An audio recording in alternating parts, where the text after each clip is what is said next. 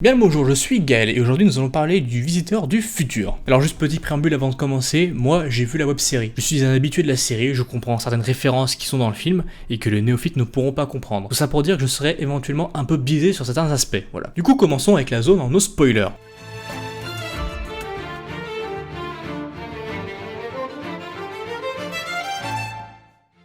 Dans un futur dévasté, l'apocalypse menace la Terre. Le dernier espoir repose sur un homme capable de voyager dans le temps. Sa mission, retourner dans le passé et changer le cours des événements. Sa cible, Gilbert Alibert, un père de famille dont la décision de construire une centrale nucléaire dans le présent va causer une immense catastrophe dans le futur. Un nuage radioactif tuant la moitié de la population mondiale tous les 70 ans. Pour commencer, visuellement, ça claque le Visiteur du futur.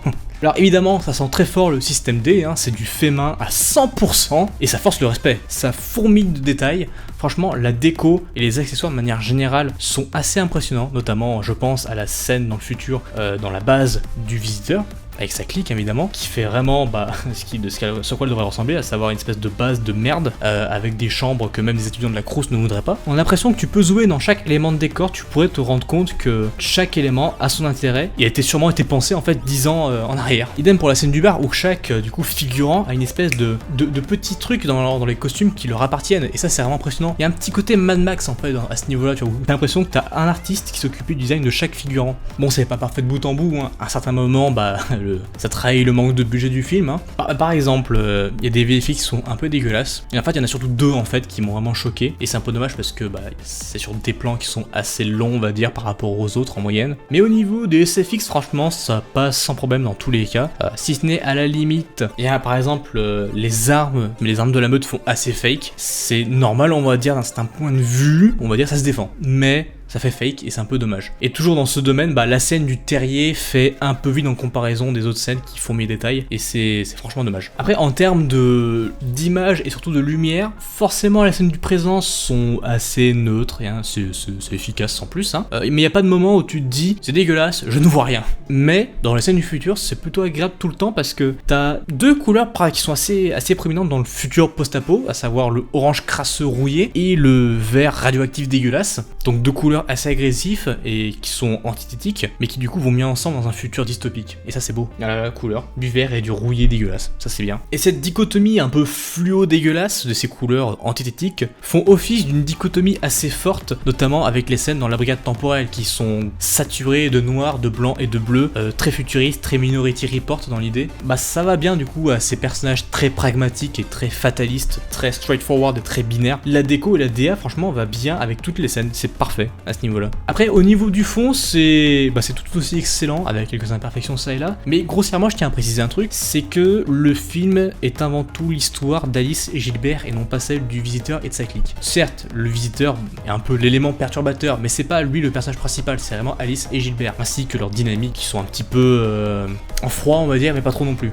Et en ça, je trouve que c'est une excellente idée parce que François Descraques pense avant tout aux néophytes et non pas du coup aux habitués parce qu'il sait qu'il ne constitue pas forcément la majorité, et même si c'était la majorité, ce serait pas une énorme majorité non plus. Il pense à ceux qui vont arriver en cours de route. Et ça, c'est vraiment très bien parce qu'ils ont Alice et Gilbert en point d'accroche, à savoir des personnes normales qui arrivent dans un bordel du visiteur du futur et qui du coup pourront suivre les aventures sans être larguées. C'est globalement le même principe dans la saison 1 avec Raph qui est pris dans des aventures qui le concernent pas de prime abord et qui finalement finit par y rester et laisse sa place à un meilleur personnage, à savoir le visiteur du futur et toute sa clique. D'ailleurs, je tiens à dire un truc, c'est que Enya Barou et Arnaud Ducret sont vraiment excellents, bon comme les autres acteurs, mais pour eux c'est plus une question de seconde peau on va dire, mais vraiment ces deux acteurs font vraiment un taf incroyable tout le long, surtout Arnaud Ducret qui est vraiment extrêmement touchant quand il faut l'être. Je dirais en fait qu'il y a deux scènes où les deux acteurs montrent vraiment leur plein potentiel. Une scène au milieu 2/3 du film pour Enya Barou qui est assez impressionnante. Et une scène à la fin avec Arnaud Ducret où il montre vraiment tout son talent de comédien dans un domaine dramatique et moins comédie franchouillard comme on l'appelle de manière péjorative. Et ça c'est vraiment cool. Le Visiteur du futur redonne de l'espoir dans le cinéma français et ça j'aime bien. Et du coup toujours dans le domaine des personnages, ils sont tous très bien écrits. J'en parlerai plus dans la zone spoilers, mais ils ont tous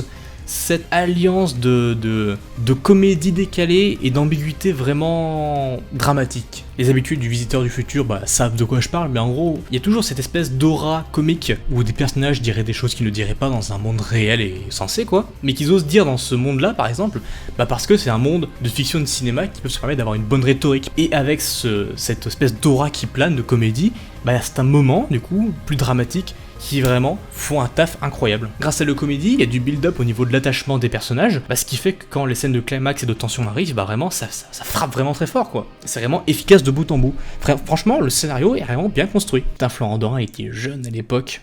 2009. Et du coup, ce que je pourrais relever en point négatif, entre guillemets, c'est que du coup, la clique du visiteur, de Raph et de Castafolt sont un peu mises au second plan. Pas trop non plus, mais ils sont un peu quand même, vu qu'ils sont pas les personnages principaux. Et du coup, certaines scènes qui sont centrées sur eux, sur leurs personnages, marchent un peu moins bien en termes d'émotion. Mais c'est normal, vu qu'encore une fois, l'émotion est concentrée sur le personnage d'Alice et de Gilbert. Donc voilà, c'est normal, c'est les conséquences d'un tel parti pris quoi, c'est normal. Et du coup aussi, pour les habitués de la web-série, et certaines scènes, tu comprends vraiment qu'à moitié pourquoi les personnages font ça, notamment à la fin, tu te dis pourquoi faire ça, si t'as vu la web-série, tu comprends quoi. Mais bon, à part ces quelques détails, qui sont des défauts, entre guillemets, issus d'un parti pris qui a vraiment du bon dans le film quoi, y a pas grand chose à dire de plus, c'est vraiment excellent de bout en bout, et ça j'aime bien. Du coup maintenant passons en zone spoilers.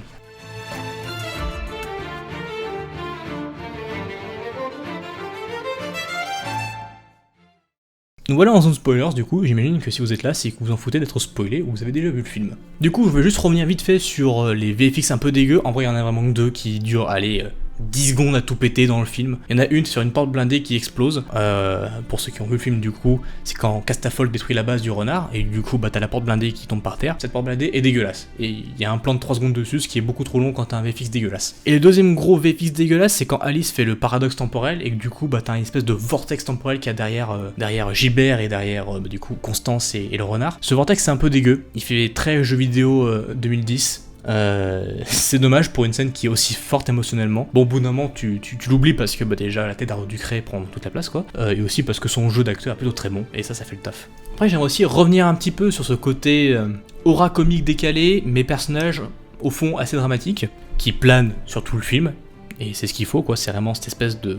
Ça avait d'odeur particulière que dégagent les personnages. Par exemple, au début du film, l'intro, en gros, c'est McFly et Carlito qui essaient de désamorcer la centrale nucléaire qui va exploser. C'est une scène classique du Visiteur du futur qui te dit « Si tu ne fais pas ça, voilà ce qui va se passer ». C'est une scène comique très drôle, voilà, comme ça, qui introduit du coup le principe du film, l'élément perturbateur en gros du film, ainsi que la brigade temporelle, du coup les antagonistes. Bref, c'est une scène qui est parfaite en termes d'exposition, mais qui aussi montre, grosso modo, quelle sera la ligne directrice du film en termes d'ambiance, à savoir certes de la comédie tout le long, mais qui sera toujours atténuée par un gros moment de tension très réaliste. Par exemple, à la fin du coup de cette intro, McFly et Carlito effectivement désamorcent la centrale, ils se font un high five, sauf que ça cut et bim, la centrale explose. Donc certes, McFly et Carlito meurent, d'ailleurs c'est pas le seul caméo qui meurt, David Marseille aussi il meurt dans le film, c'est assez spécial, tous les caméos meurent, c'est bizarre. Et du coup, ce que je veux dire c'est que t'as littéralement une transition parfaite entre le comique du film et le dramatique du film. Avec la centrale qui explose et qui provoque un bordel monstre dans l'intrigue qui va peu à peu tuer tout le monde. Et ça du coup on le voit tout le long du film, par exemple avec la scène où le premier des enfants de la meute comme ça qui apparaît, avec un nom bizarre et tout d'animal, ce qui est plutôt marrant, et il dit par contre les zombies derrière vous vont vous manger, tu vois, c'est marrant, ils se cassent, ils se tournent et il y a des zombies qui viennent les manger.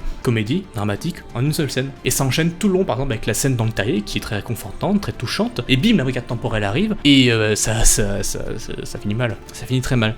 Et à chaque fois les enjeux augmentent de bout en bout. Au début c'est des zombies, ensuite c'est la brigade temporelle, ensuite c'est le trou, qui est une zone de non-temps, je vous laisse imaginer ce que ça fait. Puis après, le climax du film avec différentes scènes géographiques et temporelles où ça cut d'un bout à l'autre. Après, dans ce climax, à la limite, je pourrais dire que le passage de Raph fait un peu tâche parce que je trouve qu'il est un peu long pour rien en termes d'enjeux d'action et il manque clairement de tension. C'est dommage en vrai parce que moi j'ai mis un Raph, mais il est toujours aussi mou du bulbe. Après, du coup, pour revenir dans ce côté, c'est plus facile pour les habitués de la web-série et pas pour les néophytes. Il y a effectivement quelques scènes qui sont beaucoup plus impactantes quand tu connais la série. La scène dans la Première Guerre mondiale, je pense, entre Renard et Matteo, clairement ça sonne un peu comme une occasion manquée vu qu'il y a très peu de dialogue entre les deux, c'est juste une scène de baston, bon plutôt sympathique, mais sans plus, tu te dis, c'est quand même à la base deux personnages qui se connaissent depuis très longtemps, qui sont amis, qui sont passés ennemis, tu te dis, ça manque de dialogue, ça manque de drama quoi. Et ouais, c'est un peu dommage. Idem aussi pour la scène de fin avec Constance qui voit qu'elle a bien échoué, et du coup, elle se réfugie dans les bras de Renard, même s'ils sont ennemis, et tu te dis dans le film, pourquoi ? Vu qu'ils sont ennemis, que ils se comprennent visiblement pas, si t'as vu la web-série, tu sais pourquoi ils font ça. Mais d'ailleurs, dans le film, Constance, de manière générale, elle est vraiment très méchante pour rien, entre guillemets, parce qu'on comprend pas son idéologie, on sait pas pourquoi elle fait ça. Si ce n'est que tu te dis que c'est une méchante quoi. C'est dommage, le personnage est vraiment beaucoup plus complexe que ça dans la série. Elle était complexe dans la saison 3, elle l'est beaucoup moins dans la saison 4. Petit aparté. D'ailleurs je parlais de la scène entre Renard et Matteo, mais la scène entre Louise et Constance aussi est très cool, cette scène de baston. Elle est assez généreuse, elle est assez longue, peut-être un peu trop longue parce que tu te dis que c'est quand même beaucoup de cabrioles pour rien. C'est très chorégraphié pour pas grand chose, franchement. Mais c'est lisible, c'est efficace. C'est franchement mieux que la grande majorité des scènes d'action françaises, de 1, américaines, de 2. En fait, la générosité du film ne se traduit pas par des scènes d'action, mais surtout par des scènes de comédie. Et bah à ce niveau-là, ils font le taf. C'est jamais vraiment à se tordre de rire, mais à chaque fois, j'ai eu des moments où j'ai un peu rigolé malgré moi, par exemple. Je pense notamment au moment en fait où Raph se téléporte, ils vont pas me voir arriver, bim, il apparaît pile devant Victor qui lui met 2 grosses gifles dans la gueule. Bon, j'avoue qu'on la voyait dans la bande-annonce, mais j'ai pas vu la bande-annonce en entier. Ça m'a fait rire. Et de manière générale, j'aime bien la rhétorique du visiteur et des personnages où, encore une fois, t'as ce côté décalé de l'ambiance qui se mêle avec le côté dramatique. Bon voilà, je le dis encore une fois, mais je trouve ça vraiment génial en termes d'écriture. Et bah ouais, ce film est vraiment bien quoi, il est bien écrit, franchement, il a pris un parti pris qui avait certes quelques risques, hein, mais dans le film ça marche vraiment très très bien. Franchement, même à ce niveau-là, dans un domaine assez similaire de série suivie d'un film, je trouve que Le Visiteur du Futur se sort bien mieux que Kaamelott. Parce que Kaamelott le film, pour moi, c'est très dur de le comprendre si t'as pas vu la série. Pour pas dire en fait que t'y bites que dalle et que bon, les émotions ça passe par-dessus la tête. Hein. Le Visiteur, tu comprends parce que les émotions sont surtout dirigées et vectorisées par Alice et Gilbert. C'est des humains du présent, donc on comprend ce qu'ils ressentent. Surtout qu'en plus, c'est des personnages qui ont un certain écart d'âge, vu que c'est un père et sa fille, du coup, bah ça parle forcément à 2 générations d'un coup. Et ça parle du coup d'un conflit entre guillemets générationnel. Et on est en plein dedans, dans ce conflit générationnel. Donc ouais, ce film aussi, bah il a effectivement une portée assez engagée, on va dire. Mais bon, Le Visiteur a toujours été engagé à sa manière. Non, quand tu parles de voyage temporel, et surtout dans le futur, c'est compréhensible. Et bah ouais, il sonne... Ce film sonne juste. Ce film sonne juste tout le temps, en termes d'écriture, en termes de DA, de fond, de forme, et de ce qu'il dit, comment il le dit. Même si des fois c'est un peu vénère. Genre l'avortement programmé d'Alice pour réécrire la réalité et du coup faire une ligne temporelle où ça se passe bien, j'avoue c'est quand même audacieux. Mais surtout je suis quand même très impatient de voir une suite, parce que bah, le film, même s'il le tease pas vraiment, promet un peu une suite, dans le sens où bah, Alice est un nouveau membre de l'équipe du Visiteur, et tu te dis bah ok cool, parce que ceux qui ont été introduits à cet univers via Alice, bah maintenant ils savent ce qui se passe, du coup ils vont pouvoir suivre les aventures du Visiteur, et ils vont pouvoir se concentrer sur ce personnage et sa clique de base. C'est tout bénef, c'est globalement ce qu'il y a eu dans la saison 1 et 2 quoi. Au début ça se concentrait sur Raph, on comprend ce qui se passe avec le Visiteur et toute l'intrigue autour de la brigade, et après t'enchaînes sur les intrigues du Visiteur. C'est d'ailleurs les meilleurs moments de la série, hein, avec toute l'intrigue autour de Constance, Joseph et Lombardie, etc. Donc ouais, pour moi, Le Visiteur du Futur est une vraie réussite. J'ai envie de plus de films comme ça dans le cinéma français, évidemment, je le dirai jamais assez. Le cinéma français, des fois, depuis des années déjà, se complaît dans des comédies... Et il faut que ça change, faut clairement que ça change. Il y a eu des tentatives tout le long des années, par exemple, il y a eu Grave, il y a eu Titane, il y a eu Seul aussi, il y a eu Le Chant du Loup, Kaamelott à sa manière aussi a fait ça. Dans La Brume, je pense vraiment que le cinéma français a beaucoup d'avenir dans le cinéma d'action, d'aventure, même de comédie dans ce genre-là par exemple. Je dis pas qu'il faut faire que des films d'action parce que faut pas le faire, mais il faut oser faire autre chose de différent et surtout promouvoir ces projets différents, faire un peu de diversité dans le paysage cinématographique actuel. Donc voilà, si vous voulez un peu de changement dans le cinéma français, faites-moi plaisir, allez voir Le Visiteur du Futur, allez voir la web-série aussi parce qu'elle est plutôt cool. Elle est un peu vieillie, mais elle est quand même plutôt très cool. Et vous serez pas déçus avec ce film-là, il est vraiment généreux, il est très impressionnant techniquement parlant, en termes de travail, en termes d'effort, et il est franchement juste cool à voir.